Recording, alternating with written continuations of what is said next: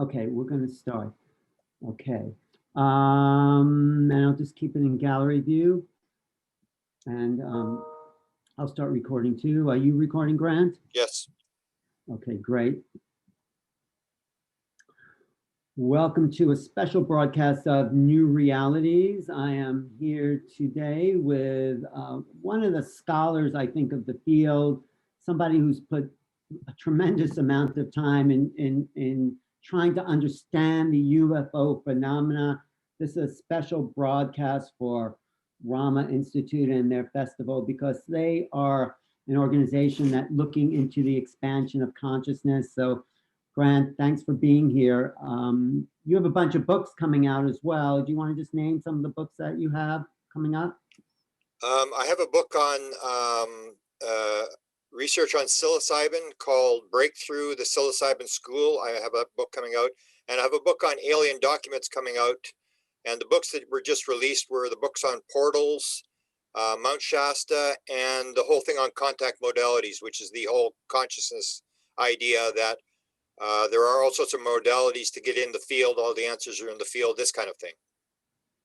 Yeah, exactly. And that's something of what I would like to talk about today. There's a couple of points I'd like to cover, and then we can have a kind of general sort of conversation here. Wait, I just want to tell people, I'm going to share my screen as well and say that, and let me see, share screen, got you. And Grant, I also want to say you do incredible work.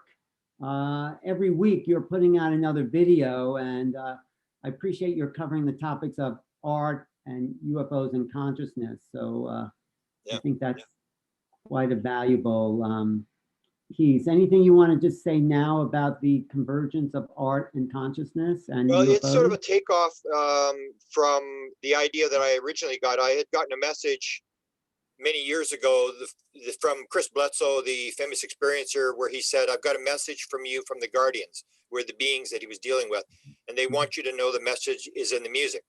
And that's when I said, well, I don't really listen to music. I'm not interested in music. You're probably talking to the wrong guy. And then he linked up this synchronicity where he said, you should listen to this song called After the Gold Rush by Neil Young. Oh, right. And Neil Young grew up in the city where I'm in.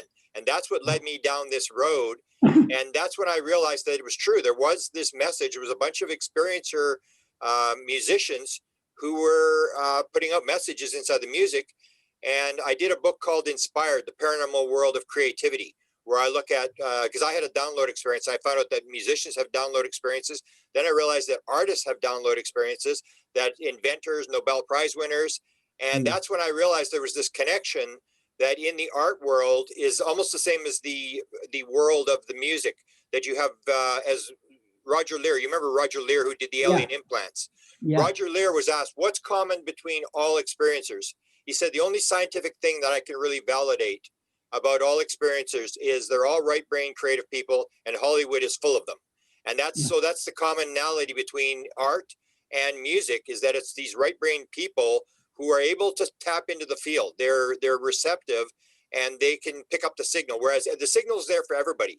But if you're in the 3D world and you're busy making money and try trading stocks and whatever, your left brain has got you completely shut down. All the noise is there. Whereas artists are sort of in a different world. Musicians are in this other world where they can actually pick up the signal. And that is why I believe they're being used to get across the message.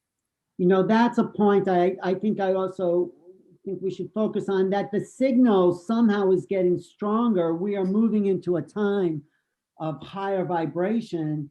And if we just open our minds to what this cosmic signal, whatever you want to talk to, it seems like it's coming online for a lot more people. Do you find that to be true? Yeah, my theory of that is that I have this theory that I gave you an article called The Theory of Wow, where I believe that we're no different than any other social or political movement, whether it's African-American rights, gay rights, gay marriage, whatever it is that the more you talk about the subject, the more the consciousness rises. And that's what it is. So it doesn't matter whether you're doing, bad jokes about African Americans or bad movies or whatever, as long as you're talking, and it's the idea, as long as you spell the name right, eventually the consciousness gets where everybody's talking about it, and then people will make the right decision. So that's where I think the veil starts to thin, is when people start talking about it. So, but it's no different than any other social or political Well, movement. I have to say though, and something Whitley Strieber pointed out, we are the most oppressed people, silenced people, more than any other minority. Speaking out about this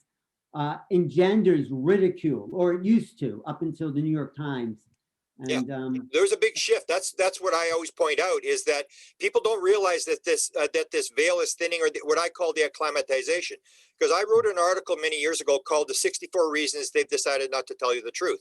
And you remember the reasons. Stephen Greer used to say, when this thing gets disclosed, the stock market is going to melt down. People are going to jump off bridges, commit suicide, religion's going to collapse. And then what happened when the New York Times article came out? Everybody went, yeah, I knew that already. Come on, tell me something else. I knew that already. And exactly. Yeah. and that's where you get this acclimatization, that the more people view it, the more people talk about it, the less threatening it becomes, until the point where even if it comes down to, there's actually ETs and they confirm all that kind of stuff, I don't think it's really going to shake people. It's going to shake the old timers. And that was what Max Planck said, that an idea does not develop by you convincing your skeptics or your opponents. It comes from the people dying, and the new people, the new kids are able to accept it, and it just comes in. And even Max Planck talked about the fact that in 1874, and he's the guy that was developed quantum physics. In 1874, his professor told him, don't get into physics. It's a total waste of time. We've discovered everything. And that was the whole idea, is that we always have this idea that we've got all this stuff. But I had a couple of noetic experiences which I've talked to you about. And in my second one, which is a very long one in 2017, what I was given was the information is, not only have you got it wrong in terms of what you're doing, it's exactly the opposite of what people think it is. And it was the idea that we have a bunch of stuff, and we always assume that we've got everything figured out. And the noetic experience I got was said, they called it wrong blocks. There's right blocks and wrong blocks. And you've got a bunch of wrong blocks. And as Einstein said, you cannot solve a problem using the same information that you use to create the problem. And what we've done is we've cycled a bunch of stuff that's wrong. So we've changed some blocks. Like, we used to think the world is flat. No, it's not. We used to think the sun went around the earth. No, it doesn't. We used to think that things are solid. No, they're not. We're starting to understand there is no time, there is no space. The idea that not only is everything all space, but the matter is actually energy fields. And we're starting to realize that we're getting this wrong. And it's when you bring in information from the outside into the thing. As long as you are cycling these things, it's almost like William James said. William James said, you think that you're actually thinking, and actually all you're doing is rearranging your prejudices.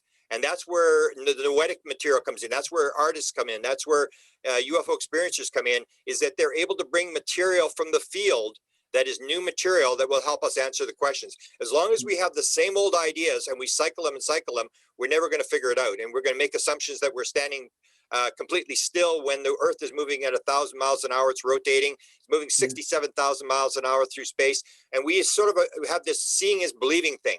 And we're starting to realize that, no, what we see is not necessarily what's actually going on.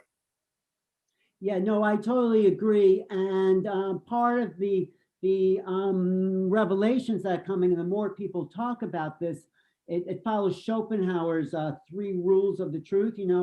The truth is ignored, then it's ridiculed, and the third phase is that it's self-evident. Yeah. And we're coming into the self-evident phase of the truth. Yeah. And one other thing that what you mentioned was, this just the opposite of everyone thought. It reminds me of my favorite line from John Mack. I've repeated it before, that UFOs are like an outreach program from the universe for the consciously impaired. And that's us, the consciously impaired. Yeah, but we have the ego that basically rules. We've gotten into a world where the individual is supreme, and the ego is running the show, and the ego doesn't want to believe that it's wrong. So it will have what I call the left brain interpreter, which a lot of people don't realize, that in your left brain, you actually have what's called the left brain interpreter. So when the world becomes inconsistent, it will immediately put garbage in to fill the hole, to make it consistent, to make it back to a flat earth or whatever your belief system is. And people don't realize that a lot of the stuff that we think is just stuff that we're making up in our head. And so once we get the idea that the ego is no longer in charge and that there is this field, that there's this oneness concept, that's, I think, the thing that's going to change things. That's where, when you start to realize that everything is alive, everything's conscious, and everything is connected, that's when we're going to start making a move. But as long as we believe that, it's rape, pillage, kill, and steal, whoever's got the most toys when they die wins, we're going to go down this ego road where we're fighting with each other. We're like 80 trillion cells in the human body that are all doing their own thing. And then we wonder why the body gets sick. And so those are the kind of ideas that are coming through the sort of the noetic stuff, through artists, through musicians, through people who are having downloads and dreams and all this kind of stuff. And the other outside forces, whoever they are, whatever the phenomena is, whether it's spirits or aliens or whatever, are feeding this material into us. And we may have made an agreement with them to bring it in, but you and I and the people that are on the leading edge, we may feel like we're victims, we're the Rodney Dangerfield of all science. But I think that we've come in as an agreement, we've all joined together, and we agreed to come at this time in this place. So people feel like victims, and I always remind them, I say, just remember, you chose, if it's a reincarnation world, which as I was told, it's like, if it's a one life, then it's one thing. But if it's a reincarnation world, everything's changes. You got it completely wrong. So if it's a reincarnation world, then you and I came in at this time, at this place, in the middle of this mess, and perhaps we came in for a reason. And that's what we've got to keep realizing, that you and I may be the people, we are, or there's an expression, we are the ones we've been waiting for. Yes, yes. Well, not only that this is actually the most exciting time that I could imagine, when everything is shifting, all the old structures are falling away, people are waking up. I mean, they might look back in history and they say, what was it like when planet Earth, the humans on planet Earth, actually had a mass awakening? I don't know if that's going to happen, but we are closer than ever, especially with this crisis, this virus, I call it a bardo. A bardo is an in-between place. So we are in an in-between place between letting go of a system that doesn't work and embracing the unknown. This is where the artist comes in. Terence McKenna says, if the artist can't find the way cannot be found. Yeah, and that's what we have to realize, is that these people are bringing something to the game. They're bringing something very important, and we're starting to realize more and more that the scientists haven't got all the answers. They've become like the priests of the modern era. And yet we're starting to realize now they're as prejudiced and as biased as anybody in the, say, the Roman Catholic Church of 300 years ago. And that the new age is coming in, where it's being challenged by just simple people on the street who are having experiences and putting the experiences out. And the more we go along, the more we open that veil, and people realize, no, there's much more to the world than just nuts and bolts and physical stuff. You're right. And the fact that we're in this field, whatever field this is, I mean, I'm obsessed with it. I got pulled down the rabbit hole in 1987 when I had some kind of, maybe it was abduction, I don't know, I write about it in my book, but I've been obsessed with this, and I can't think of anything more exciting than being here at the edge of sort of consciousness when this huge other reality starts to, I would say, invade our world, but I don't want to scare people. It's not invading, it's seeping into our psyche. Yeah. And you've called it the Super Bowl of all events. Yeah, that's what I point out to people. I say, if you realize what's actually going on, you realize you are in the Super Bowl of all stories. And not only are you inside the Super Bowl, but you get to play the game. So you may be the water boy, you may be the quarterback. Most people are, as the expression goes, most people are living lives of quiet desperation. They are just paying their bills. They have no clue what's going on. And you have to have empathy for them, because it's same as you. You had your experience in 87. I had my experience in 85, and it's 75. And I always say that if I hadn't had that experience, I would be just as stupid as everybody else. And so there's something that leads you, whether it's you on the other side that are your higher self that brings you into it. But you and I, and you know this, that people who have had the experience, you can't let it go. I mean, it grabs you and becomes your life. and it becomes your mission. And so when I ask people, experiencers, people will say, were you probed? Did it hurt? Were you scared? I always ask them weird questions like, do you think you have a mission? And everybody says the same thing. They go, yeah, I think so. I don't know what it is, but yeah, I think I might have a mission. And that's the whole idea, that's that obsession that is so hard to explain, especially when you got people around you who think you've totally lost it. And yet for you, it's like, that is life. It's everything. You're just trying to figure it out, put the breadcrumbs together. And that's what makes it so exciting. It's like, when I was very young, I was very good at playing chess, and I stopped playing chess because I didn't want to lose. But I was very good as a young kid playing chess. So to me, it's like a chess game. It's like, it's so exciting. And it's like, you're watching the moves. You try to keep the prejudice out, the evil, bad, the good, this sort of stuff. It's just a game. Why is that piece moving? What is this going on? And it's like a game. And to me, I always say to people, like when you go to a cocktail party and people think that you're sort of the crazy guy, and then you listen to what people are talking about in a cocktail party. And it's like, Alan, tell me about your kids. I mean, are any of them in jail? I mean, did anybody get in trouble? Because I need something for the next cocktail party. And they're talking about people who aren't in the room and just gossiping. And you're going like, and you think I've got problems? And then you see the importance of the material you've got, because when you listen to what other people are doing, you're going, I couldn't do that for a day. I mean, I would commit suicide at the end of the day if I had to do that. It's so exciting to realize that you're on the edge of it, and that you may be almost like we're living at the time of Jesus, or living at the time of Constitution, that people will look back and say, oh my goodness, those people, they were so lucky. Right. What I love about what your evolution has been is that you had this experience that was nuts and bolts for a long time. You had this download about it being consciousness, but it's sort of become a spiritual awakening for you. Yeah, mine were all the same things. There were, when I had the 75 experience, it was like, when you have your experience, people will describe it. It's like, wow. It's like, you fought, like I said, all my friends that were with me when we had these sightings, they went on with their life. I fell off the edge of the earth. I mean, I could not get enough. And so I went along for many years. And then I had the noetic experience watching Colin Andrews speak. It was the same thing. It was like, oh my, I couldn't believe it. For 2 days, I'm walking around, my head is spinning. And it was that the noetic thing comes, and the way I describe it, it's like new information that comes with absolute certainty. It's almost like you got to talk to God and he told you something, and this is real. That experience you had, doesn't matter what anybody says. And so I've had a number of these noetic experiences that have just moved me from this state to this state. So what I try to do is stay open, to be open to whatever's going to happen. You watch the synchronicities. When the synchronicities happen, you're on the right path, and just let it happen. And your higher self or whoever will direct you where you need to go.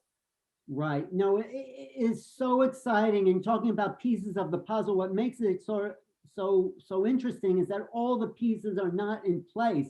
And that there's some spots like just the technology of UFOs and who are the beings that are behind it. And well, let me get into some of that because I want to just ask your opinion, because you've been such a great student of this phenomena. Let me see. Do you see that on your screen there? Yes, I do. I told them to, this is my book that's coming out. I told them to change the shape of that UFO. It's kind of ugly. That's a classic one. That's not the UFO I use, so please. And people got to realize the UFO shape. The UFO shape has changed many, many times over the years, almost like they're just leading us along. That if it was an independent phenomenon, it would always look the same, but you can see it changes almost every couple of years. The shape of the UFO changes, and people just go along and think that's always the way it's been. And you've got yours from maybe the 1960s or 70s there. Right.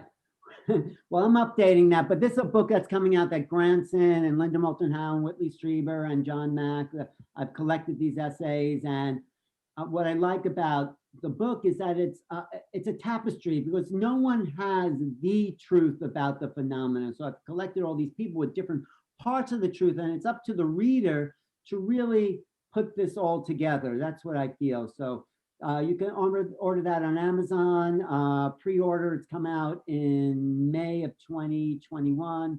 And I think it's gonna open people's minds to a lot of what we've been talking about. I wanna talk about this guy, Chris Mellon, Yep. Who was the former Deputy Assistant Secretary of Defense for Intelligence. And Chris Mellon was working inside the government, and he left the government to join the To the Stars Academy, and he got this package. I know I'm sort of rushing along. He got And this I'll just point out for you that the name yeah. is Rhonda Essex is the name there. I had it checked inside the Pentagon, and it's a woman, and she wasn't part of the movement to move these videos out of the Pentagon. Rhonda Essex. So Rhonda Essex gave this package of videos, because I want to trace this with you, this package of videos Yeah. to Christopher Mellon to deliver to Luis Alessandro. This is, you can tell me if this is right, to get to the New York Times to say, we got videos from the Pentagon of UFOs. Is that true? Is that where we so are? you see the date on this is September the 7th. So that was a month before Tom DeLonge had his news conference in October. He had the October where he announced To the Stars, and then in December the article ran. So they had the videos a month before Tom DeLonge did the To the Stars announcement, the press conference. So let me just ask you about, so Christopher Mellon is contacted by someone inside the Pentagon, and they say, Chris, we got a package for you. Meet us at this place at a certain time. Why all that secrecy? Why do they do that? Well, they're doing the plausible deniability. So you're putting the material out, but then you're throwing dirt in the water so nobody can really confirm who's leaking the material. So it's always been done this way. I've been approached a couple of times to be given stuff, and I'm not even an American. So they would say U.S. intelligence said to talk to you, and I said, come on, I'm Canadian. Why would U.S. intelligence? But they want this stuff out. I even had a phone call last night that described another effort inside Hollywood to put this stuff out. A producer came to me. I've had a number of producers come to me and want me to be involved in projects where stuff is going to be leaked into the UFO community. So that's the way they do it. So if you come to a skeptic, you and I, the skeptic will make the sign of the cross and tell you to back off and go away. But if it's in Hollywood, it's almost like the New York Times. If it's on Hollywood, then a skeptic can turn on the TV and say, oh, this is a stupid show. I'll watch it. I don't believe this stuff. And they don't realize they're getting programmed, because that's the way the information, people will believe what's on TV. That's how people get programmed. So that's why they're putting a lot of this stuff through Hollywood and through Tom DeLonge. The way Tom DeLonge went is he went to the guys at Lockheed Skunk Works, and he said to them, you guys are messing this thing up. You're trying to get the information out. Nobody's listening to you. I have Twitter. I have Instagram. I have millions of followers. And if you want to get it to the young people, you need to go through me. And the one guy at Lockheed Skunk Works looked at the other guy and said, this might actually work. And that's why they're using Tom DeLonge, because he knows how to work in Hollywood. He knows how to put the stuff out. So they're trying to release it without scaring people, without anybody being able to, if you spill the milk, you can't put it back in. So they try to keep control of the story, but they want the story out. And it was the same story I heard last night. They want me to put this, a producer told me, they want me to put this stuff out. They're going to give me this material. These are intelligence people, and this leaks continue. Right. So why do they give it to Christopher Mellon when it's addressed to Alessandro? Yeah, they're all connected to Tom DeLonge in their organization To the Stars, but that part doesn't make sense. Why does Mellon pick up Alessandro's package? Okay, but it's how you move the stuff out. That's what I always said. The most important thing about the videos was not the videos, but how did they get the videos out of the Pentagon? And they talked about this, and you could never figure it out, because they said they were, they were moved, they weren't classified, which I've heard before, that UFO videos aren't classified. And it's this bizarre sort of indirect way that they put it out, so nobody can really trace it. So the videos get out, and everybody watches the video, and nobody goes to say, how did this stuff get out? Or the fact that the rumor was they had 200 different videos, and that they're waiting for this other stuff to be cleared, and that there are people inside the government who want this material out, who are making these moves to move it out. But you can't. Otherwise, you would just go out in front of a news conference and describe what's going on. And the aliens are doing the same thing. Whoever the intelligence and the phenomena is, they're doing the same thing. Nobody's doing anything directly. They're dropping these little breadcrumbs and making people chase after the breadcrumbs, and people are putting it together for themselves. But if you want to clear it and get it completely out, then you would do it. And you see Lou Elizondo, if you start looking at the story of Lou Elizondo met with Leslie Kean on October, I think it was October the 4th. That was the day that he retired. So this was set up before he retired. He's meeting with her, and and if you read Leslie Kane's version of the story, there was a bunch of intelligence people. It wasn't just Lou Elizondo. There was a bunch of intelligence people, which mean the New York Times was being fed stuff, as the Washington Post was being fed stuff, as Politico was being fed stuff. They're all being fed material. Do you think that the ATIP program that was working inside the Pentagon wanted to go civilian on purpose? I mean, they're in collusion to the stars and the ATIP. So, okay, we want to get the secret government program out of the government to a private organization. Was this all planned out by the government in conjunction with To the Stars? Well, I would never use the word the government. I believe there's groups inside the government. People have to realize the government is not a uniform thing. There's people fighting for budgets. So if you leave your budget, they'll come and grab your money and take your budget and take your project. So there's people inside the government. So what I would say with ATIP, this is my opinion, that ATIP was stalled. You always hear help put off and people talk about the fact that the information was stalled because everything was stovepiped. So there's all these different areas. So ATIP was looking at military UFO videos and stuff like that, but they couldn't deal with civilians. They couldn't deal with experiencers. They were all linked off. I think the move to get it out is to get white money into the community where everybody, the scientists, can all exchange information. So I think that's what Lou Elizondo and Mellon are trying to do. They're trying to get it into the white world where people can talk about it. Because in the black world, it's all stovepiped and nobody's getting anywhere because everybody has their little piece of the puzzle and they're not allowed to talk to anybody else. Right, that makes sense. I'm just going to go back to these slides here. Let me just go here. Okay, I want to keep going forward. So ATIP, the Advanced Aerospace Threat Identification Program. I know they changed their names a couple of times, but this is basically what's been referred to as the secret government program to study unidentified aerial phenomena. Again, I wouldn't say it's a secret government program. I think it was on behalf of part of the military. So it would be cut off. That's the thing. It would be cut off from others, because Lou Elizondo does talk about this, that there was different elements, like they were not allowed to deal with civilians. They were only allowed to deal with military, and then the Navy was a big part of it. So that's the thing. You got to realize that this may be only one of hundreds of different programs. But when it came out, when I released a book in 2016, Managing Magic, Mellon was on Coast to Coast right after me, and he said, "I don't believe there's a cover up. I would know that I was I was the sort of the top guy for black budget programs for Senate. I would know." And that's the thing, is you have all these different groups that are cut off, and that's where they're trying to put this together. Is I would say there's probably a pile of UFO programs. Even Lou Elizondo said he was at an event one time in a secure environment, and he met a guy who had run a program that he really didn't know before. So that's the thing. He's starting to realize there's other programs, and I still believe there is a control program over top of all of it. So the way the government would work is if you want to keep it secret, you have like an MJ-12 type group, that you have somebody in each agency. So all you need is one person inside the Air Force, one person inside the Navy, and that person gets the material and leaks it. Nobody knows that they're leaking the material to a higher agency, and you have these people inside these agencies. But I believe it's like everything else. The government is not stupid. They've been working on this since 1947, and they will have a program high up in the government that that is very carefully controlled, that is doing the thing. And I think the ATIP program is going to be a fairly low-level program. I don't think it was the main program. Right. So you're saying there's probably people in the government that we don't even know, we've never heard their name.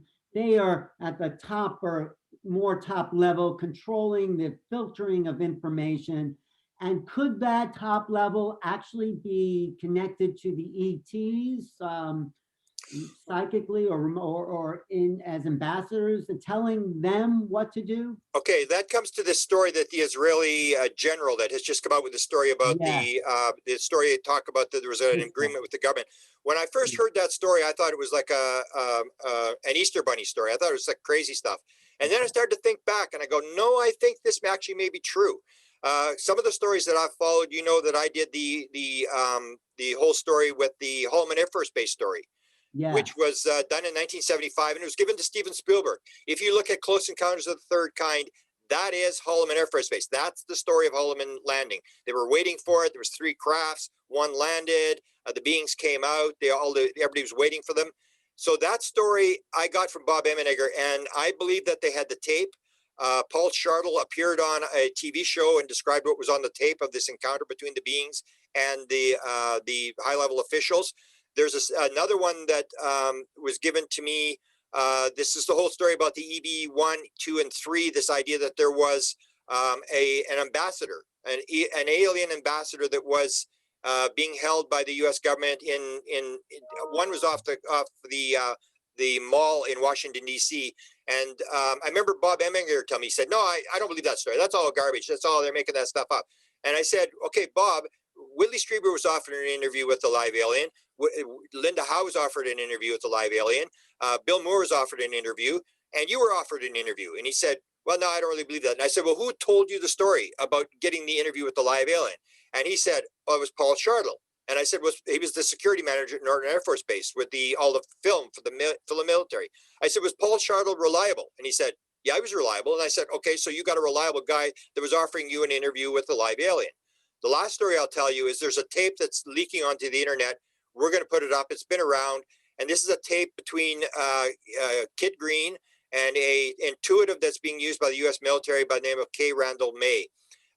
He describes her as being perhaps more accurate than Uri Geller, 95% accurate on all the medical material that she's given. And he's talking to her, and he's getting a reading from her, and he's taping this thing. And this is Kit Green, who used to run the Weird Desk at the CIA. He was a control officer for the remote viewing program. High-level guy. He's always been doing contracts for the U.S. CIA. As an open employee on UFOs, he can talk about UFOs anytime he wants. He's talking to this intuitive, and he says, "Who are we dealing with?"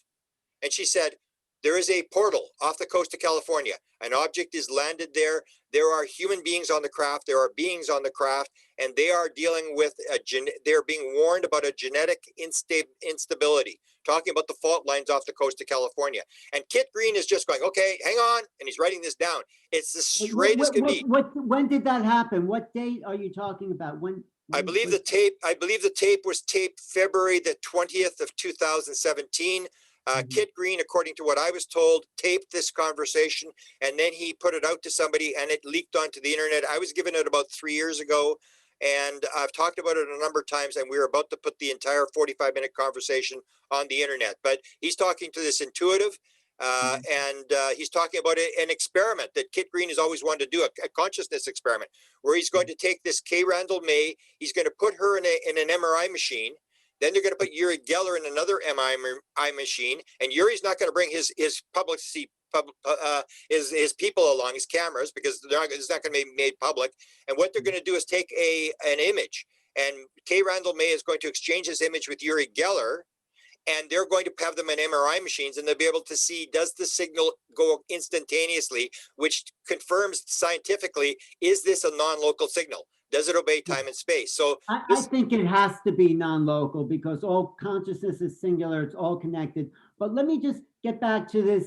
This is a recent breaking story. It came out in the Jerusalem Post, December 5th. Former Israeli space security says aliens exist and humanity is not ready. And he talks about the Galactic Federation. That sort of threw me a little bit, because the Galactic Federation is sort of what a lot of new age, kind of ungrounded, what I call ungrounded UFO sort of fanatics say, "Oh yeah, they're out here. They're out there to save us." And they're not that, solid in the facts when they call it the Galactic Federation. So did that throw you at all, the Galactic Federation idea? Well, sort of. The Trump thing threw me more, where he talks about Donald Trump. The Galactic Federation, the way I look at it, you'll get a lot of experiencers who will claim they're brought in front of the Galactic Federation. But if you get the oneness principle, that everything is one, we think everything's separate.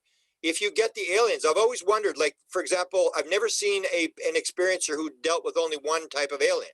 And so I say, what do? Hand people off? So first you deal with the greys, then you got the reptilians, then you got the mantids, and then you have suddenly an angel figure. And that is the idea that all the aliens may actually be working together. They understand. As Ben Rich said, when Jan Hartson asked him, how do they get here? How do they get here? How does it work? He said, what do you know about ESP? all things in time and space are connected. So if everything is connected, then all the aliens know what all the aliens are doing. And I don't believe there are aliens fighting each other. I believe they all understand the oneness. So the idea that all the aliens are working together as a federation, I think that may make sense. The problem I had with the story was the Donald Trump thing, that this had been given to Donald Trump and he wasn't going to do it. That I don't believe for a second. I don't believe that either. The other problem with the story, and here's a section from that article that was in the Jerusalem Post about cooperation, secret underground base on Mars. I mean, the Mars stuff and all the Mars jumping people, I don't believe a single word about the Mars jumping program. Let me give you a story. This is a story, you've probably dealt with Diane Pasulka. She's about to come out with a new book, which has some pretty dramatic stuff in it. Her book was very famous, published by Oxford Press. The main character in her book is, she calls him Tyler D. I met Tyler D in 2013 at a cottage in Pennsylvania. And Tyler D, he was talking to me about experiencers. He was linking me up with experiencers because he follows experiencers, gets them to write down their premonitions and stuff like that. And he showed me his cell phone. He said, "What do you think of this?" And he showed me these two guys flying through space. And I didn't know what he was talking about. I said, "I don't know." And he said, "This painting." And so, "What about that?" And he showed me a series of paintings. Then he showed me a postcard in the back seat of a car that was on top of a parkade. And he said, on this postcard, it says, "Oh, there's a boyfriend writing to his girlfriend. I wish I could travel through space to be with you," or something to that effect. And I'm still don't know why he's showing me these photographs. And then he says, "You know where that is?"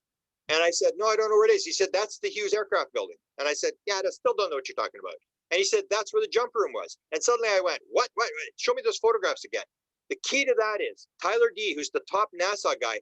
Why did he go to the Lockheed facility, which is now an office building, and take these photographs? And he said the photograph of the two guys flying through space is outside the elevator where this supposed story. And then I'm starting to think, is that story true? Maybe that's why would Tyler D show me these photographs? And why would he go to the thing if it's all garbage? It appeared that Tyler D, the top NASA guy, seemed to think there was some truth to the story. And when I followed Ron Pandolfi, and I would say all the technology, when I follow all the technology, because I followed the highest level people, the presidents, the intelligence people, Eric Walker from Penn State University, all these high level people, every time I looked at technology like anti-gravity and stuff, it always seemed to fall apart, that there was they wouldn't have anything. We couldn't levitate anything. We couldn't do anything. But when it came to portal technology, every time it came to portal technology, it appeared at the end, yes, they may actually have this. And one thing was the story that Kit Green told to Peniston. Peniston asked him, "What are you guys doing? There's 8 people working for the military, working with experiencers. What are you doing? Why do you need my DNA? Why do you need my brain scan?" And he said, "Well, we're working on propulsion." He said, "Ah, what do you mean propulsion?" "Oh, baloney, propulsion." And so Kit Green, this high-level CIA guy, says to him, he says, "Well, maybe I'm using the wrong word. We're trying to figure out how does the phenomena pop in and pop out just as quickly." And that's this idea that everything is one, that they're popping in, they're popping out. They're not flying here through time and space. There is no time and space. It's all here. It's all now. And that's where I looked at this thing. I never would have believed the whole story of the jump room until this guy showed me the photograph. I was thinking, why would he show me these photographs? He didn't say it was right. He didn't say it was wrong. He just said, "What do you think?" And he was sort of prodding me, almost like throwing a breadcrumb down to get me. And of course, I immediately went there and he said, "Watch out for the security guard." I went there. There was a security guard. And I photographed all the same paintings that he photographed in this building. And it was very strange that he would show me this thing with the jump room, that he would show me these photographs. Well, then you get the ridiculous stories, though, about the Mars jump room from people I don't trust at all. They were there for 25 years. Okay. They came back. I mean, that's where. Okay, but that's where I say the way they do the cover-up thing is, if a story leaks, so you get a story, you're an intelligence guy, you leak a story. So instead of going and killing Alan Steinfeld, what they do is they just put another guy out to tell the same story with a different end. They did the same thing with the ATIP. So when the ATIP story broke in the New York Times, the New York Times called it the Advanced Aerospace Threat Identification Program. The Wall Street, the Political was told it was the Advanced Aviation, and Washington Post was told Advanced Aviation. So they're all using high-level intelligence sources to confirm the story. So why did they give 2 different names to 3 different newspapers? And they did it because everybody's going to accuse you're making this up, and everybody's going in different directions, and nobody knows who to believe. So that's how they slow it down. The story leaks, they put the story out, then they throw mud in the water so nobody can really tell what the real story is. So the story sort of gets out, but nobody can confirm the story. They don't want you to confirm the story, because once you confirm the story, it's over. They lose control of the story. But as long as they keep the story where nobody really knows what's true and what's not true, it's like Area 51. When they did that, Bob Lazar knew John Lear. We knew this story. In his interview, they asked Bob Lazar, they said, "What's your relationship to John Lear and what do you think about him?" So they knew that he knew John Lear, who's they got the wildest stories of all. They leaked the story to Lazar, and of course they knew Lazar was going to take it to John Lear. John Lear tells a story, nobody believes it. And then suddenly George Knapp picks up on the story and it goes viral. But that's how they do it. They leak it to people who have bad reputations, or they put in secondary stories that conflict with the first story, and they get the story out because they want the story out, but they don't want you to confirm the story, because once you confirm the story, it's over.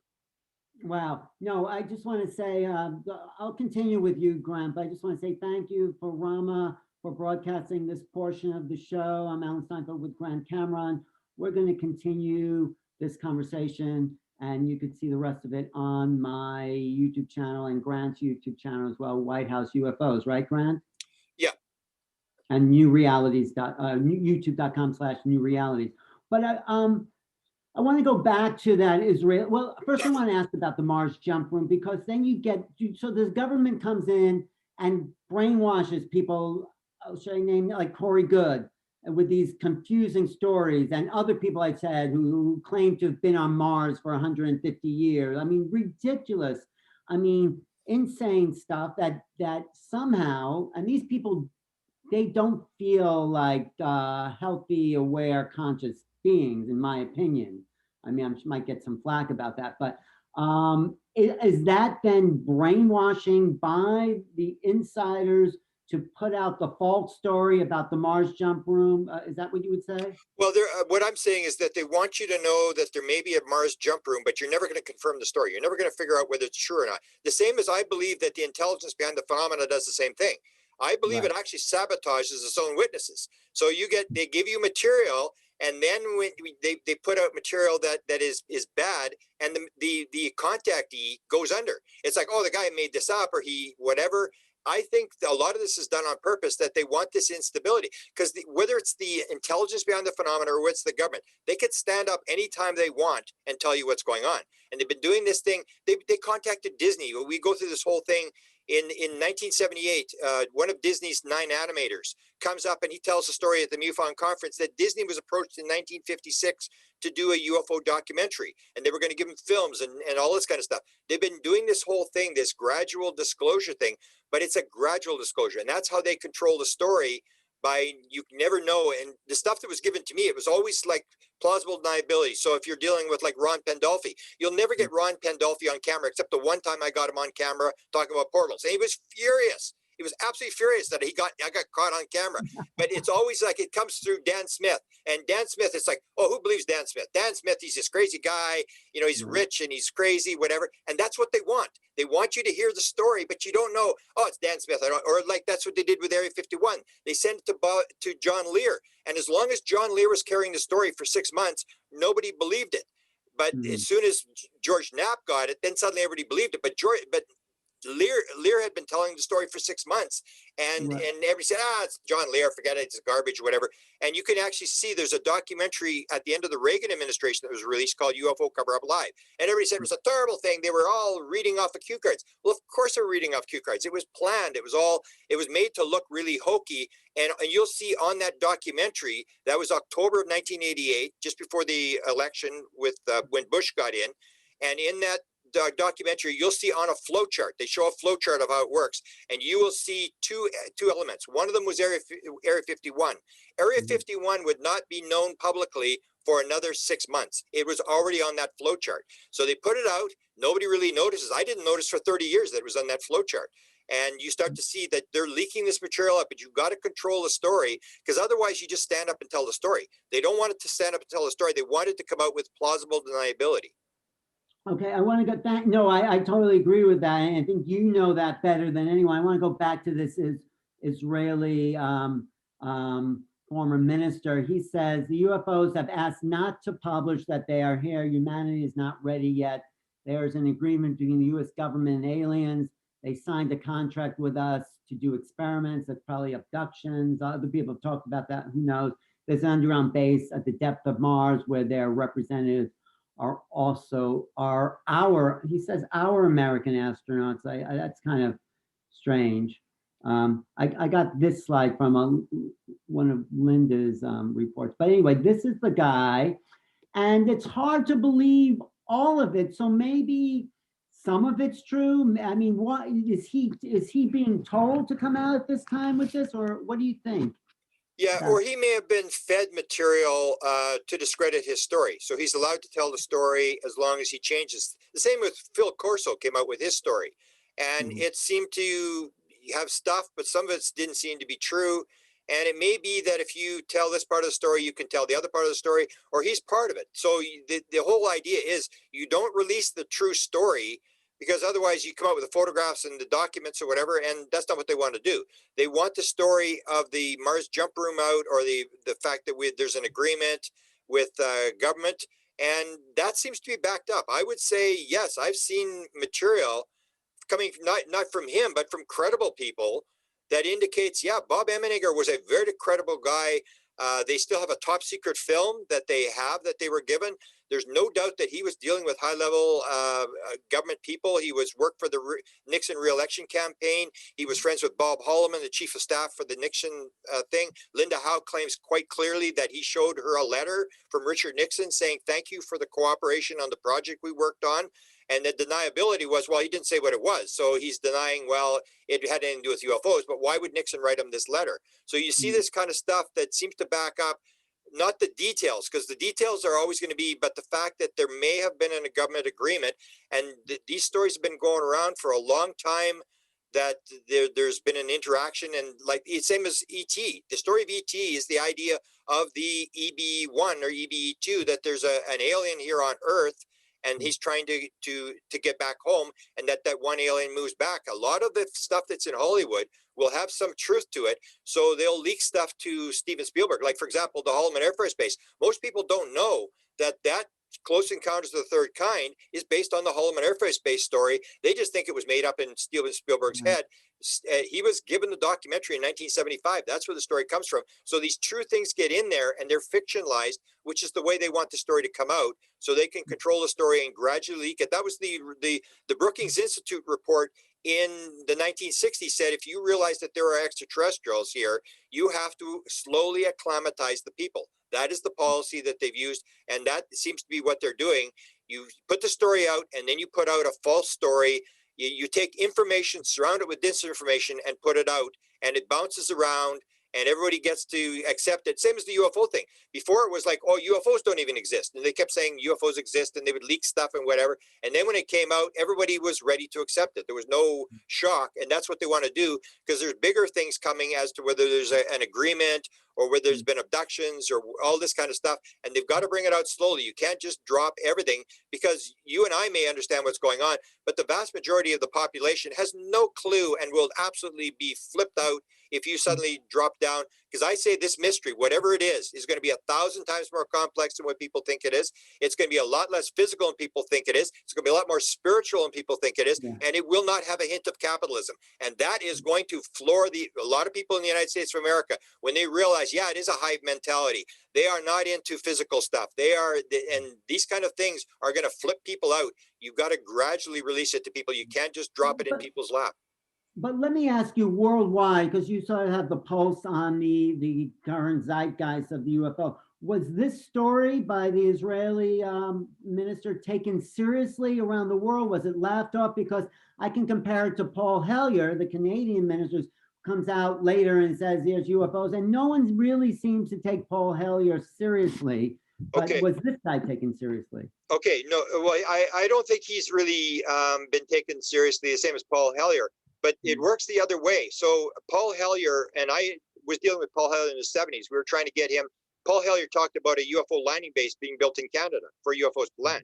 And we knew where it came from. We knew that who it was behind it. And we kept saying to Paul Hellyer, like, how do the aliens know where to land? And we knew what the story was. And Paul didn't know anything. What was the story? Was someone plant that story in his head? No, it was written he opened a UFO landing base. It's the Canadians' 100th anniversary.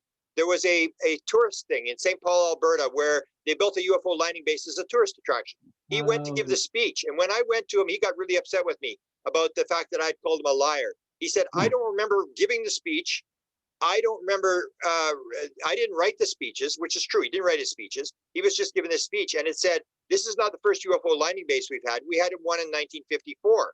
And the idea behind that, I went to Wilbur Brockhouse Smith's wife when she was still alive, and I said, "Take a look at this story.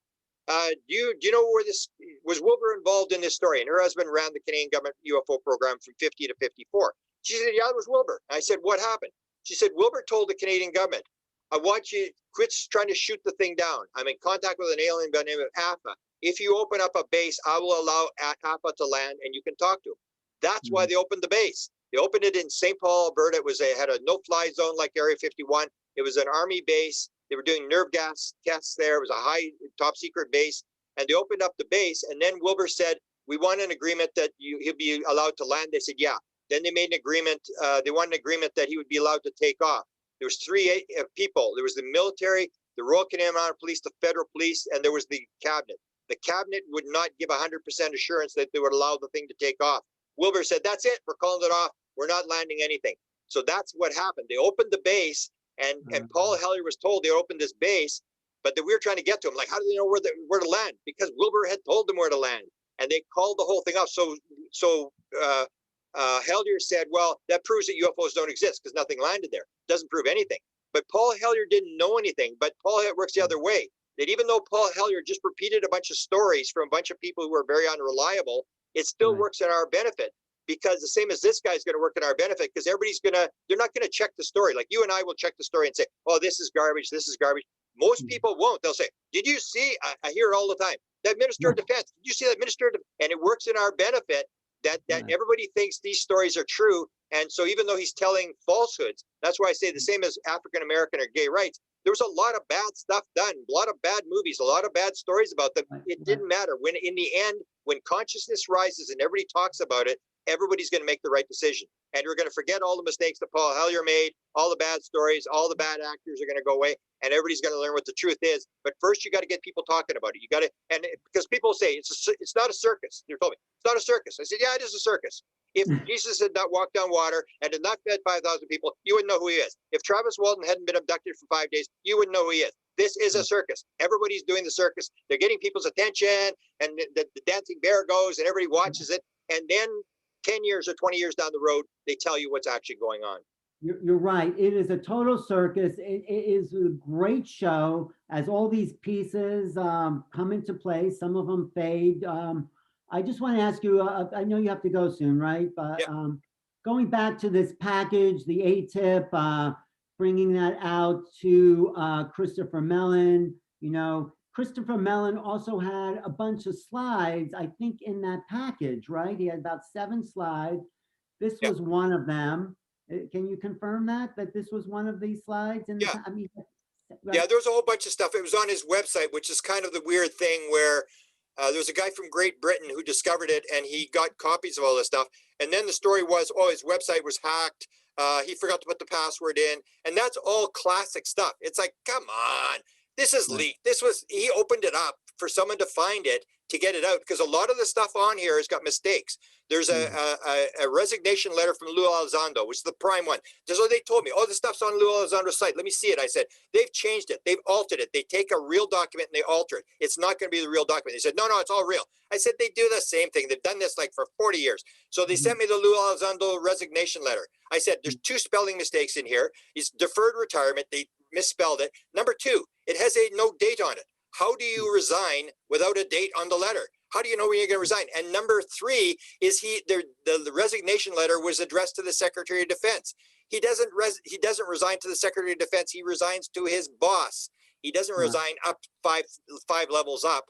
And that's, so you see all these documents, I believe they're real, but they've been altered. And that's what you do. You can't release classified information. You release this stuff, like you throw the mud in the water, you put the documents out, but they're not the real documents that have been altered, because people like me are going to discover there's mistakes in the document, and everybody's going to go, "It's a hoax," and everybody just runs off, and the story gets out, and nobody believes it because they think it's a hoax.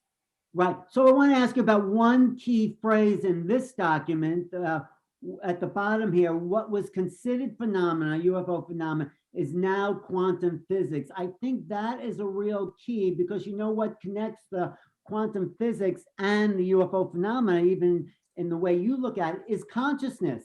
They're Yep. saying consciousness, it's all in the eye of the observer. It's your consciousness that makes the quantum experiments real. You tell, you can create the particle from the wave, you collapse the wave function. So are they giving us a hint here that there's because I don't think quantum physics is developed enough in its form, but perhaps the phenomena or the intelligence behind the phenomena is using principles of consciousness to manipulate time and space and create what we see as UFOs and the phenomena. What do you? So is this a hint or is this a mislead? Well, I think it's basically the truth. The way they're describing it is maybe a little bit different, but it comes down to this idea that there is just consciousness. That's what I was told in my noetic experience. You got it wrong. That not only is not everything matter, there is no matter. It's all consciousness is primary. That was the first download experience I had in 2012, where I was given the document. The Canadians were told in 1950 by the Americans that mental phenomena might be involved with the flying saucer phenomena. And the key to that was nobody talked to an alien. Nobody knew aliens were telepathic. Adamski would not appear until the detonation of the hydrogen bomb 2 years later. So how did the Americans know to tell the Canadians that mental phenomena was involved? Eric Walker, we were talking to him at one point. We said to him, we said, are the MJ-12, is it all just 12 guys? Is it all just Americans? He said, let me ask you a question. What do you know about ESP? And the guy didn't know. And Walker said, unless you understand about ESP and how it works, you will not be taken in by the control group. Very few people understand how it works. I didn't know until I had that download in 2012 what the heck he was talking about. I had no idea. And then Ben Rich saying to Jan Hartson, what do you know about ESPs? Everything in time and space is connected. That's how they get here. That's how it works. That's the portal thing. They're popping in, they're popping out. So it's the idea that Jacques Vallée started with this. Well, I used to think Jacques Vallée was nuts, where he was saying, I'd be very surprised if this turns out to be extraterrestrials flying around in little tin cans. And the more we go along, the more it looks like Jacques Vallée, where Jacques Vallée had this quote. I don't know if he actually said it. He said, it's just a giant kabuki theater, and the only message is we aren't alone. And the more you look at it, the less physical it becomes. I've said this before. It becomes like, and they're using the word quantum physics, but it's this Deepak Chopra thing, or we talked about this Hoffman idea, where everything is consciousness and everything that's physical is just like an icon on a desktop, that there is no physical stuff. We're making all these mistakes. We're, as Einstein said, we're trying to solve a problem using the same garbage that we used to create the problem. But I totally agree with everything. I think the thing about the ETs is that their consciousness field is unknown to us. It distorts what's in this document, cognitive environments, cognitive human interface. I think ATIP was here, and down here, unique cognitive human interface experiences. When in my experience, when you're in the field of these beings, there's a distortion in perception. And I think this is what they're saying. I felt like as if it feels like a dream, or it feels like you're on some drugs or altered states. This is part of I think what the government can explain to the average person, that they do not function in our reality, and their scope of awareness has a huge influence on who we are. Do you agree with that? Well, even the idea, that's what most people don't realize, and maybe the big catch is that it's the idea of the physical world, that when you do the psychedelics and you realize, or you do lucid dreaming, or you have an out-of-body experience or a near-death experience, you realize that the real world is not solid. It's very plastic, and you can have a devil come up to you and you give him a big hug and kiss, and he'll turn into a positive being and give you a message. And we don't realize, and that's maybe what they've got, is you're trying to hold this physical world together, rape, pillage, kill, and steal. And in fact, it's this very plastic universe, and that's where the quantum physics thing. So I would say there's not even a field of consciousness like the alien field or whatever. It's all just consciousness field. And when we get into it, we start parsing it, because the left brain wants to say, oh, there's these different levels. So we have this idea, you fall in the water, you swim down to 150 feet, and then you meet a fish and you say, okay, what level am I at? And the fish says, you're not at any level, you're in the water. It's the same as consciousness. There are no levels. There's just consciousness, and our left brain puts it into nouns and levels and colors, and none of that stuff exists. No, but I'm talking about, I understand that. I'm talking about it. We're in this normal state of consciousness right now. I feel if an ET were to appear right here in front of us, our whole fabric of our reality would distort because of the presence of who they are. It's like being on psychedelics or something. We can't maintain, this is my experience, lucidity, the lucid normal awareness that we are in with other human beings. And that's what I feel they mean by this cognitive distortion. Have you had that experience at all? Oh yeah, for sure. Once you get in the field, you're always going to get that distortion thing. Right. The only exception is musicians who get songs in dreams where they say it comes completely clear. But anybody who's been in a field, whether it's a psychedelic or a near-death experience, they'll say it's more real than the real world, but you're sensing stuff in a lot of senses. You're not really feeling it. You're just sensing, you're getting information or whatever. And it's so different than the conscious world. It's so plastic and so movable that it's very hard to understand. Whereas the beings are in that thing, in that field where they're there and they're trying to move us to that level to understand, number one, it is not the world you think it is. Everything you've got is wrong. Everything you've got it all backwards, and they're indirectly telling us how it works. And quantum physics is going to back us up that in the end, it's all going to be like Eastern philosophy, Eastern mysticism. It's all going to prove that the mystics were right. It's all Maya. The UFO people are all going to be right. And the guys that are going to be doing the cyanide pills are the scientists who are saying this is all physical. Because if you spent 20 years of your life and you believe that the brain creates consciousness and stuff like that, it's pretty hard to sort of pack it in and go in the unemployment line and look for another job. It's almost like religion, that you have these ideas and you have to shift these ideas people out of, because once you get to be 20 years old, the aliens won't abduct you because they can't. Your ideas are set. You're stationary, and people don't realize people, it's very hard to keep an open mind, and the beings are gradually moving us down that road, but it's a slow process, and they may have done it on thousands of different planets. They know exactly, I think, how to do this thing, but it's a gradual process where they're doing this breadcrumb thing. And with psychedelics that I think will maybe save the world, the psychedelics are having the same thing, that when you suddenly get in there, or you have the DMT where suddenly people start seeing beings, or they do the DMT experiment. 25% of people doing DMT experiment are on a table in the abduction experience, and they're lying on a bed, and then you start going like, what is going on here? Are they being abducted? And Strassman used to ask his DMT people, have you ever been abducted? And they go, no, I don't think so. And it was this weird thing where you start seeing these crossovers, and you start to realize maybe this is all the same weird stuff, that once you get out of the conscious world, it gets very, very weird, very, very plastic, and you can form whatever sort of world you want based upon almost like the idea of the Easterns, where whatever when you die, you're preparing yourself to die, because that's the world you're going to live in, and you meditate and you get ready for the death, because they understand that it's not the physical world that we think it is. That's why being lucid in your dreams is a great practice as well. This is why, I mean, the Neil Young song After a Go Rush, he says, in a dream, all in a dream, I saw the silver spaceship flying in the golden haze of the sun. John Lennon says this in his Dream Number 9. He wrote that song right after he had his UFO sighting in New York City. He wrote Dream Number 9. Yeah, and that's where you start to look at, is this all planned? Is John Lennon part of, because Yoko Ono had said, it's like channeling. She was asked, how do the Beatles do this? She said, oh, it's kind of like channeling. That's how they were getting this stuff. And you start to realize that it's not random the way people think it is, that people are getting help, that you're in the field, you have interactions or whatever. And even the experience that he had the same bizarre stuff that people don't realize. That May Pang, who was with him and he had his famous sighting, talked about the fact, she said, it was kind of strange. We were there, and the people below us on the balcony below us, we were yelling and screaming, running around in the nude. We're taking photographs and screaming, and they didn't come up. And we wondered, why did they not come up to see what was going on? And she said, and all the buildings were empty. I looked around and everybody's gone. And then the idea comes in her head and says, oh, it's Friday night. Everybody's gone to the Hamptons. And we contacted her. We said, don't you think that was kind of weird that everybody went to the Hamptons on Friday night? She said, yeah, it was kind of weird. And that was this Oz effect, that time and space stopped. You were isolated, or people will talk about being isolated.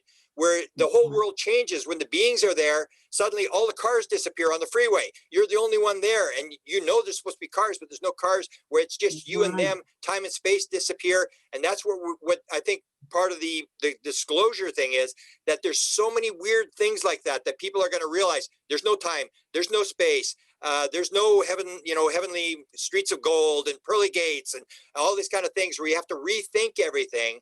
And people aren't ready to go there. And that may be this thing with the Israeli thing, that people just aren't ready to go there yet. You and I maybe are, but vast majority of people are still living in a world where it's nuts and bolts, and there's just heaven and hell and good people and bad people. And they've got all sorts of stuff all totally messed up. Well, I think the government's getting closer to it. I'm going to wrap up here. These are some of the papers that the ATIP disclosure revealed, some of the papers that were done for this ATIP program, supposedly, according to the Chris Mellon leak.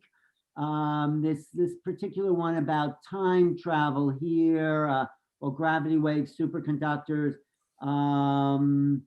Let's see, I pulled this up. This is one of the papers, transversible wormhole stargates, like you call portals.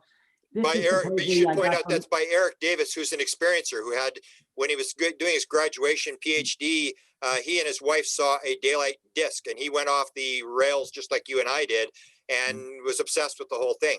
Part of the thing I think with the problem with this is, it's the same thing. You have this diversity that depends what you're doing. So the ATIP is trying to do the military thing, the analysis, and what Hal Puthoff and these people are doing, they've all got patents, and people got to realize this. One of the reasons why you have the disclosure, you don't have disclosure, is because the people who've got the money and they want to keep it to themselves are getting patents. Tyler D has 40 patents that he got from the beings.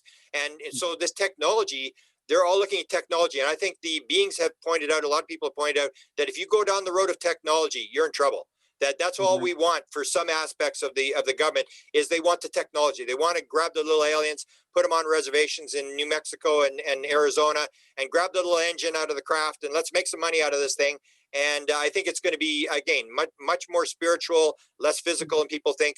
And the technology, they haven't gotten anywhere. That's the thing that people should be pointed out, is that people think we've got this technology, but every high level end that I came to indicated that we can have the craft, but the craft is alive. The craft is conscious. You put your hand on a panel, you become one with the craft, you fly the craft with your mind. People don't realize this, that it's way more conscious than this technology stuff. And we aren't even close to getting the idea of consciousness into this whole thing. And that you can have the craft, you can have the bodies, but unless you've got consciousness, you're not turning the craft on. It ain't going anywhere. You're right. I mean, they do seem to have figured out something, at least Eric Davis, maybe that's because he is a contactee, put together this paper about wormholes. And this all brings me back to the last article that Leslie King, Ralph Blumenthal wrote, do we believe in UFOs? That is the wrong question, because like we're saying here, it's not about belief, it's about experience. This was from, I think, July 23rd, 2020, New York Times. That was one of the last articles. Right, that brings us back to there. So we do seem to be getting closer to bringing them into this reality. And your work, I mean, you're doing a video every day on YouTube, which is great. You're just planting more and more seeds. Hopefully you're talking to more than the converted, somebody might come along and see something. And I think we're at a real exciting crossroads. And this coming year, 2021, I think it could explode. I think it could, like, boom, just like that New York Times headline, glowing auras and UFOs. I think we're due for something else. I think we've adjusted to that. The Navy has come out and said, yes, these are not from this world. And so what do you think is the next step? What do you see in the near future for the planet? Well, I see the three things coming together. So I see the quantum physics thing, which is saying it isn't physical the way you think it is. We can, jump through things. You can interact on one side of the galaxy instantaneously with the other side of the galaxy. So that's coming together. The UFO experiencers are bringing out this stuff that it matches that. And you have the quantum physics stuff. It's all sort of coming together with this idea that it's not quite the world you think it is. And the government is disclosing the same sort of thing, where they're sort of indicating this fact that there's these weird things that are going on, portals, this sort of stuff. So I think it's all coming together, but I still think it's going to be a gradual process in terms of, I don't think there's going to be a real major release. There's a story that seems to be confirmed now that Lou Elizondo and Mellon are going to leave TTSA. They're going to go off on their own. Tom DeLonge's going to still do his TV stuff, and that they want disclosure. So I think there's a lot of movement, and we're in a different world altogether. And the biggest thing, I think, the development that will extend to next year is the fact that we're no longer the Rodney Dangerfield of the scientific community. Everybody realizes that these guys were right, and the people that would never touch this subject are now touching it. So you were with me back in the old days when you kept it kind of quiet. You didn't really go out there, and now nobody laughs at you anymore. Everybody has questions for you now. Right. That was, I think I saw this like on CNN or Fox News. They said up until December 16th, 2017, it was okay to call anyone who believed in UFOs a crackpot. That all changed when, boom, the headlines of the New York Times said there is this. So we've seen this before. We've seen leaks. We've seen people. We've seen even UFOs over the Capitol building, 1952. It flares up. There's excitement. Everyone forgets about it and goes back to their unconsciousness. So perhaps we're at a turning point in history. I hope so, because this will change humanity as we know it. Not just disclosure, but the actual integration of these beings into our consciousness, into our reality. I think it'll be like a renaissance in art, in sensitivity and feeling and understanding who we are. And I say to people, okay, let's say we have free energy. Let's say the UFOs land. Let's say everything's right out in the open. What are you going to do with your life? Most people don't know, because there's so much fight just to get to level playing field, that's the question I think we have to start asking. Okay, this is all here. It's all available. Now, what is the purpose of the incarnational experience? And I think that's really, once we absorb the reality of UFOs, ETs, and we're part of a Galactic Federation, if you want to call it that, why have we come? Let's say our survival's taken care of, everything's given to us. Then this is where art comes in. We came to be the great artists of the imagination. That's my take on art. That's why we came, after the fight, just to get level, just to get to why we're here with abundance. We're here to do something, which is bring in more unknown, and that is through the creative imagination. That's my fallback piece. Do you agree with that? Yeah, I would agree with that. I would just add that people, when I saw the second night I saw the UFO when it was flying away, and I was wondering, like, what's it doing? It wasn't doing anything. I've always been obsessed. I've never been interested in UFO sightings, because I saw it pretty close 5 times. I've always been interested in why are they here, and that's this whole idea: the detonation of the atomic bomb. For 39% of people who see the screen show the environmental devastation. That may be one of the things that people are really going to have a hard time handling, where they're saying, "You guys are about to flush this place down the toilet. We're just warning you. It's not all we're going to give you some free energy to, make your life even more. You've got a pile of people that are starving. You've got, people with no place to live running around the world." And that's the part of the thing I think that people have to consider is, why are they actually here? Why did they come in 1947? Why are there so many beings here? And that's part of the integration that we're going to have to make, is that we are in some degree of trouble from what they're indicating. Yeah, we've created a huge mess. That's and we have to clean it up. They're not going to help us clean it up. I think they're going to stop us from destroying ourselves, but we have to sit in the pile of junk that we've created. But I was just talking beyond that. Let's say we clean it up, we get it together, we get all that. Then what do you feel? Okay, what are you here to do then? If you clean it up, you're going to get the concept of oneness. But that's actually, in the last number of years, has gone exactly the opposite way. It's more separation. It's more me versus you, my idea, different political parties, different belief systems, different religions. The separation is occurring more. And that's the warning that they're giving us, that you got to realize you're all cells in the body. You're all neurons in the brain, that you have to work together. Otherwise, there's going to be problems. And that the warning, I think, is that we aren't going to get it together, that we are going to destroy it and have to go elsewhere, like the Silver Seeds taking the chosen ones to another planet to learn their lessons elsewhere. And so that's the thing I'm always concerned about, and hopefully they get it before us, because what they're representing to me is the right brain. They're the female. I got a vision in one of my my noetic experiences of a woman with her hair flying in the wind, racing through the universe, creating, and the men coming in behind and destroying everything. And that's this idea that the female energy, that we're moving from the female energy, from the male, me versus you, you know, urinating contests, survival of the fittest, all that kind of stuff, into this the female, where it's all one, where the family, we've got to take care, and hopefully we get there before we destroy ourselves. That's where their movement, I see, is that they're in the right brain, the female thing. That's what they're trying to introduce. And maybe we'll do it, maybe we won't. I'm not that confident that we're going to solve the problem. You know, H.G. Wells said in 1932 that what did he say? Civilization is a race between education and catastrophe. And It's a good expression, yeah.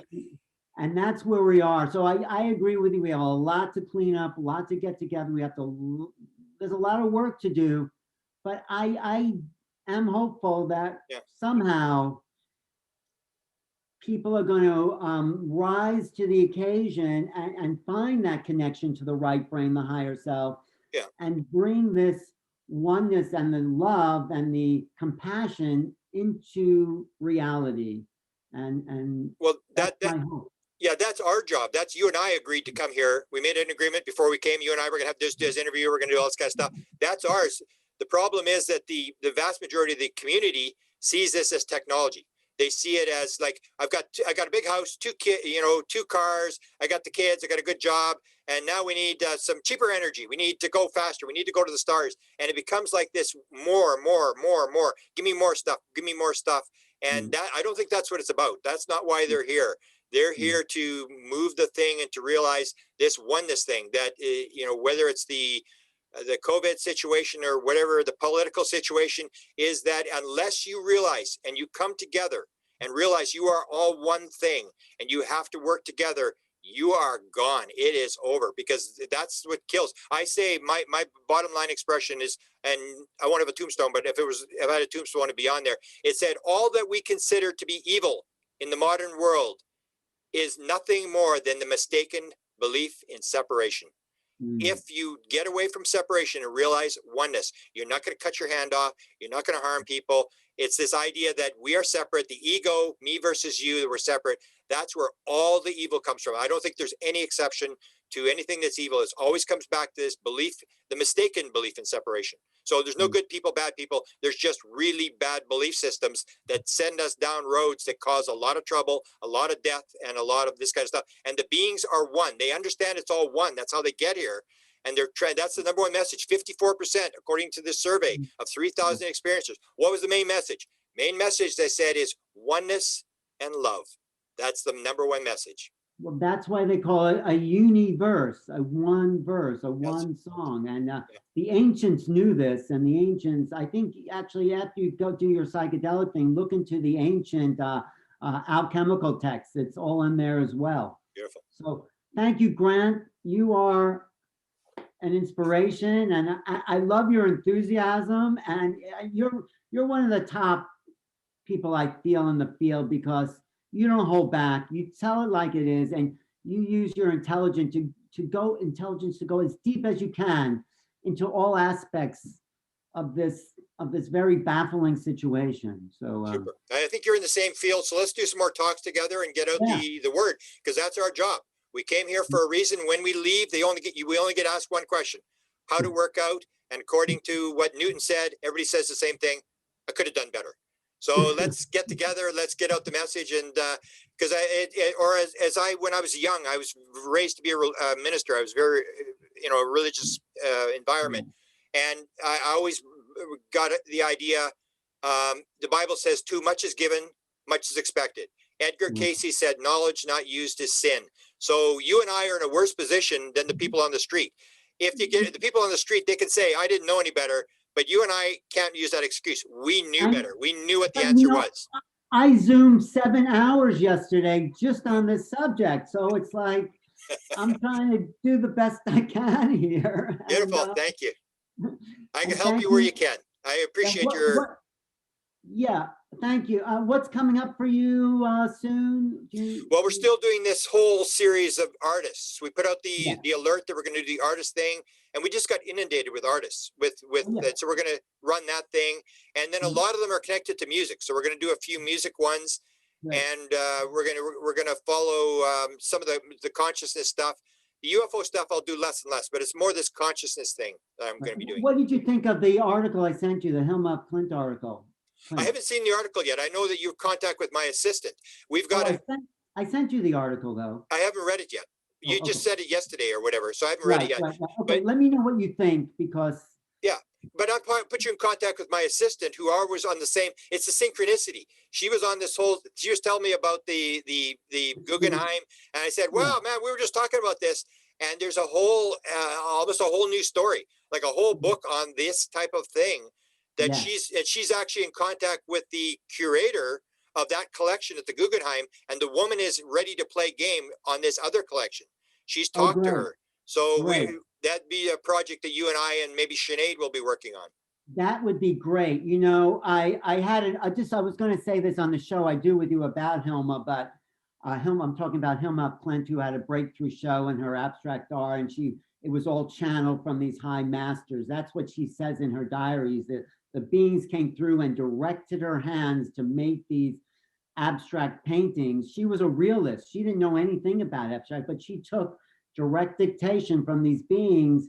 And I said to the curator, there was a symposium, and I said, you have to be a mystic to really understand Hilma's of Clint's art. And he goes, no, you don't. You have to be an art critic. I said, no, you have to be a mystic. I mean, we had this argument. I said, you don't understand anything she did because you're trying to analyze it. You have to come at it from where she was.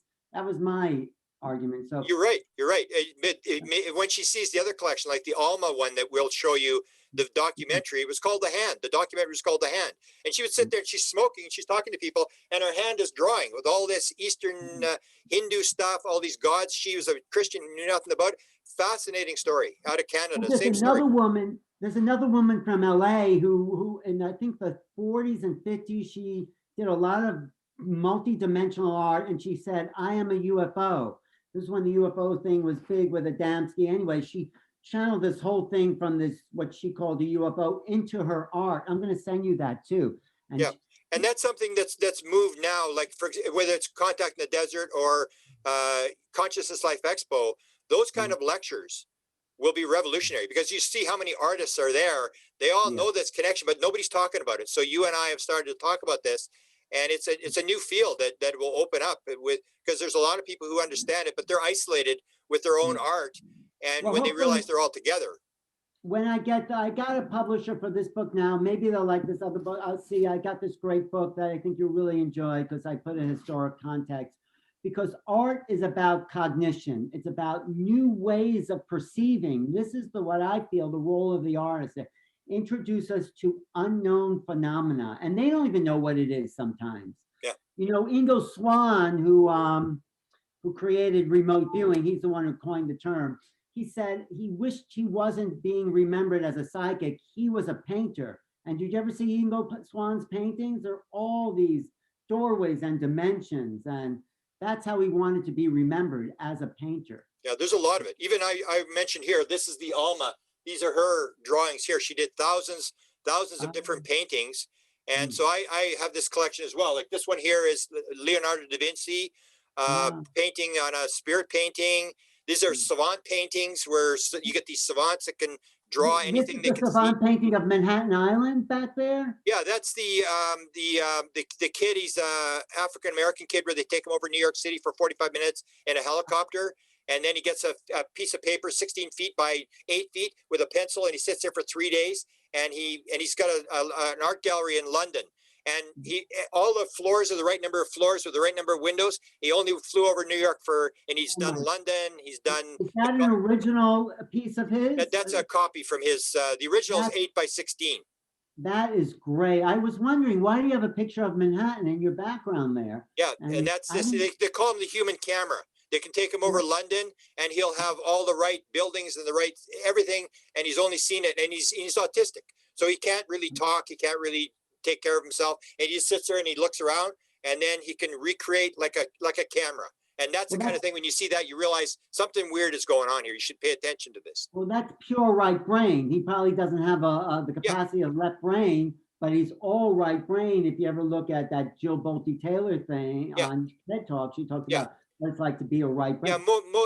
when I did the Inspired, most autistic is left brain Mhm. damage. That's why they can't tell Right. you, they can't show you three fingers, they can't tell you their age, but they can do calculations that are unbelievable, or they can memorize 12,000 books or stuff like that. It's the left brain that's causing the problem. And once you shut that down, you have the problem that you can't button your shirt, but you know Mhm. everything about everything. You're in that field, and Yeah. and all the information is in the field, and it's getting the veil, breaking through the field and getting in there and bringing the material back. Right. That's why Einstein said logic will get you from A to B, but imagination will get you everywhere else. So, Exactly. Exactly. and we have to honor that imagination because that is the key to our future. If we're really going to find a way out of our mess, which we've created, we need to rely on the right brain imagination to find that path home. Yeah. Even when I did the Inspired book, Einstein, most people don't realize that Einstein got the theory of relativity in a dream. And he said, I knew I had to understand that dream. In fact, you could say, and I would say, that my entire career was based upon a meditation on that dream. And that's the thing. He pulled it out of the field, same as the quantum atom came to Bohr in a dream about the horse track. The uncertainty principle came to Heisenberg walking behind the Bohr Institute in the middle of the night, watching people walk around, and this idea popped in his head. People don't realize this, that you can, if you quiet the mind through meditation, through just walking around or whatever, if you can open that veil, that's where these ideas come from. People think it's all these smart guys. Einstein was a genius. No, he had a dream. Same as the Wow. Google, the biggest company in the world, Google, came in a dream. That's where the company came from. The guy tells clearly that's where the idea for Google came from. And so people are getting that. And that's where artists are. They're very right brain. So your left brain is shutting you down. The right brain is in the field. So you got to listen to artists, musicians, and experiencers. And in the UFO world, we're making the mistake that we're saying, oh, it's just anecdotal. It's just art. It's just music. The UFO, they just think they've been on a flying saucer. It really doesn't. We're conservative. We're skeptic, whatever. It's like, no, you got to talk to these people. These are the people that are in the field. They've gotten Yeah. through. You got to listen to them. The people that are in the rational analytical are these things with the wrong blocks. They're cycling the same thing. They think they're thinking, and they're just rearranging their prejudices, and they can't figure out why they can't get anywhere because you're just cycling the same wrong material around and around and around. Right, right. That's why the government is having such a hard time, I think, disclosing because they only know that Yeah. left brain. Yeah. And maybe some people like Harry Reid, maybe some people are starting to understand there's more to it, and they don't know how to talk about this because it then also impinges on religious belief systems, this Yeah. The the number of people that divine would know would be very, very limited. Tom DeLonge does talk about the one where he started with Stephen Greer, and Stephen Greer is into the consciousness thing. And he said when he was at Lockheed Skunk Works, the head scientist at Lockheed Skunk Works said, how does it work? How do they get here? How does it work? And he said, I think consciousness is involved. And the head scientist at Lockheed said, now you're talking. And for 45 minutes, Tom DeLonge said, that's all the guy wanted to talk. But that's the head scientist. So there is that guy, there may be a dozen people in the government who know the connection. But because they can't get anywhere with it, they're trying to move it into the white world so people can sort of figure this stuff out. But very few people will understand that connection. Most people are still in the nuts and the bolts, the rational analytical world. But there are people in the government that know, and hopefully they're trying to get it out because the key is consciousness. There's no doubt about it. The whole world is conscious. Matter comes from consciousness, and you got to get the blocks right to start with. You can't keep believing the world is flat, that the sun goes around the earth and all this kind of stuff, and that things are solid. You got to bring in new material to understand and to solve the problem. And I think that's what the beings are doing. They're indirectly giving us information on how the world actually works. It's very exciting when we all imagine a world that functions on that conscious level. This is what Bashar talks about. This is what beings supposedly they've graduated to that place where they know it's all consciousness. Yeah, one of the 4 rules of Bashar. The one is the all are the one. It's the Right. oneness principle. It's all. Or the one guy, that wrote the book, The Children of the Greys, said to the tall gray, he was angry with him. He said, "Okay, what's your concept of God?" And the tall gray said, "We are one with the one who's all." The message is always going to be oneness.